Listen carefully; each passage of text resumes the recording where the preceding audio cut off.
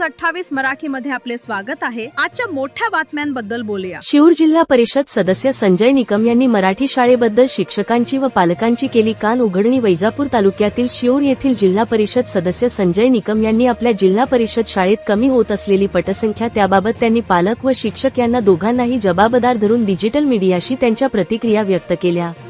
India news 28 Vaijapur तालुका प्रतिनिधी Anil सूर्यवंशीची report. पहिलीला किती पात्र विद्यार्थी होते? अंगणवाडीत आहे, अंगणवाडीच्या आधी घेतले तुम्ही 12 होते, मग तो एक विद्यार्थी का गेला? त्याला विचारलं तुम्ही का बाहेर गेला? तो का बाहेर ऍडमिशन घेतलं? त्याच्या पालकांना भेटले का? भेटलो। काय प्रॉब्लेम होता? तुम्ही कधी आले मॅडम? नाही या मॅडम कधी आले?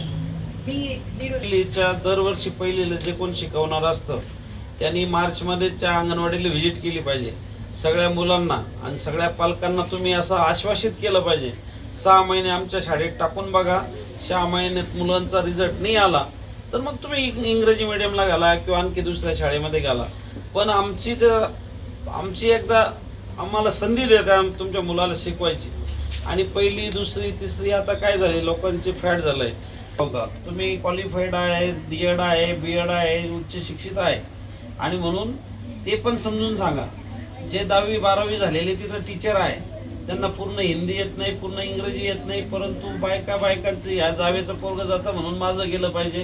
ते टाईप लावतं, सूट लावतं, पायमोजे घालतं, तिला वाटतं आपलं पोरगं लयच क्वालिफाईड होऊ राहिलं, काय कलेक्टर होणार आहे। कोणी होत नाही त्याच्यातून कलेक्टर, सगळे फेल ठरतात त्यातले पोरं। हे सगळं पालकांना पण आणि महिलांना तुम्ही समजून सांगितलं पाहिजे आणि संख्या वाढली पाहिजे।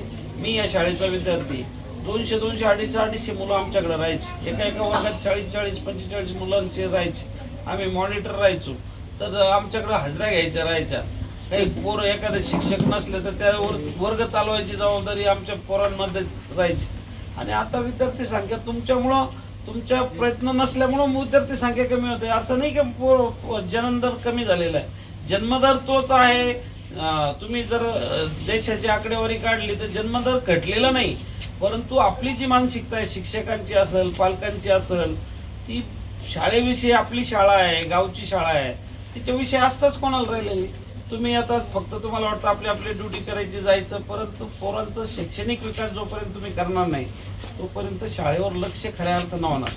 नुसते पालकांना दोष देऊन होत नाही आणि नुसतं शिक्षकांना दोष देऊन होत नाही। माझी काही, मी एकटं तुम्हालाच बोलत नाही, याला पालकही जबाबदार आहे। आमचे पालक थोडं एखादी सापड मारले की लगेच आता उलट कसं काय मारलं माझ्या पोराला, ते बावळट धरायचे, म्हणजे बावळटपणाचे लक्षण आहे। अहो आमच्याकडे वडील यायचे, आमच्या इथं काय महानच म्हणायचे पोराला, सर त्याला चांगलं जोडा, काय नाही त्याला येतं का नाही येतं कधीच विचारलं नाही। म्हणजे ही परिस्थिती त्या काळात होती, म्हणून पोरं घडले, म्हणून पोरं शिकले त्या काळामध्ये। आता काय पालक आहे तर इतके कौतुक करणारे झाले, जसे त्या नवलपरी त्यांनाच पोरं झाले, अशी परिस्थिती आहे ना।